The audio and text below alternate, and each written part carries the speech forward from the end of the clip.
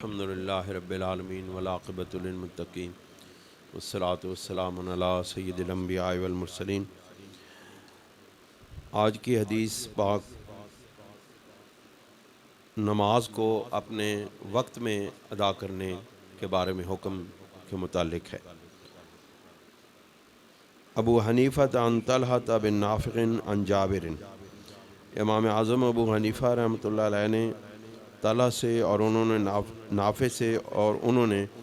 حضرت جابر رضی اللہ تعالیٰ عنہ سے یہ روایت کی کہ قال سئل رسول اللہ صلی اللہ علیہ وسلم، کہ رسول اللہ صلی اللہ علیہ وسلم سے پوچھا گیا، سوال کیا گیا کہ ای العمل افضل، کہ کون سا عمل افضل ہے؟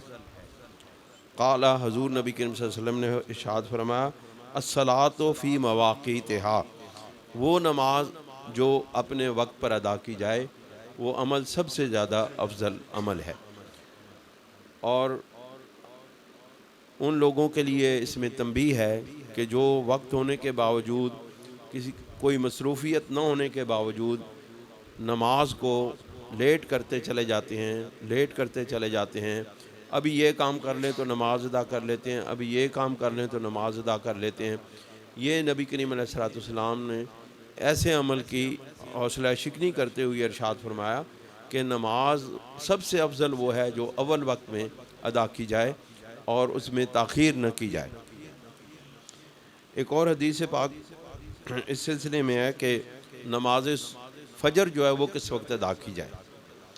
ابو حنیفہ عن عبداللہ عن ابن عمر، حضرت امام اعظم ابو حنیفہ نے عبداللہ ابن عمر سے روایت کی براہ راست، انہوں نے نبی کریم علیہ الصلوۃ والسلام سے یہ حدیث پاک سنی۔ قال، حضور علیہ الصلوۃ والسلام نے ارشاد فرمایا، اسفروا بالصبح فإنہ اعظم للثواب، کہ نماز فجر کو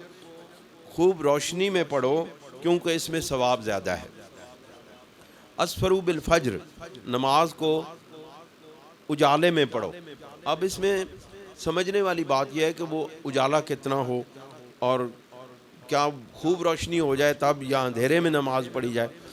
یہ نبی کریم علیہ الصلوۃ والسلام کے اس ارشاد کے مطابق نماز فجر کو اندھیرے اور اجالے کے درمیانی حالت میں پڑھا جائے،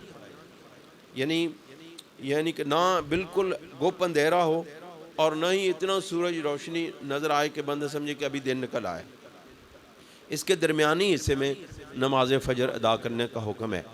اب اس میں دیکھنا یہ ہے کہ نبی کریم علیہ الصلوۃ والسلام نے خصوصی طور پر نماز فجر کو اجالے میں یعنی جھٹپٹے میں، فجر کے جھٹپٹے میں پڑھنے کا حکم کیوں ارشاد فرمایا؟ اس کی وجہ یہ ہے کہ فجر کے وقت اکثر لوگوں سے سستی ہو جاتی ہے اور وہ تھوڑا سا غفلت کا شکار ہو جاتے ہیں اور ان کے لیے زیادہ جلدی اٹھنا آسان نہیں ہوتا، اس لیے اس میں تاخیر کر کے فجر کے وقت میں روشنی کو لازم کر دیا گیا ہے تاکہ زیادہ سے زیادہ لوگ نماز فجر میں شامل ہو سکیں۔ اب دیکھنا یہ ہے کہ نماز فجر کا وہ وقت کیسے معلوم کیا جائے، تو بزرگوں نے اس کا جو طریقہ ارشاد فرمایا وہ یہ ہے کہ اتنی روشنی ہو کہ بندہ تھوڑے سے فاصلے پر آپ اس بندے کو پہچان سکیں کہ یہ بندہ کون ہے، تو وہ نماز فجر کا صحیح وقت ہوتا ہے۔ تو اس میں بڑی حکمتیں ہیں کہ انسان بہت ساری چیزوں سے بچ جاتا ہے۔ انسان دیکھیں نا، آپ یہی سوچیں کہ آپ اندھیرے میں بہت زیادہ گھوپ اندھیرے میں آ رہے ہوں، آپ بندے کو پہچان نہ پائیں، وہ آپ پہ حملہ کر دے،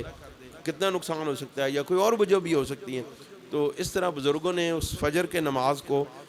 تاکہ ہر بندہ آسانی سے سمجھ جائے کہ وہ اسفر بالفجر کیا چیز ہے،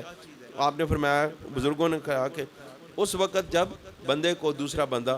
نظر میں آ جائے، پہچان میں آ جائے۔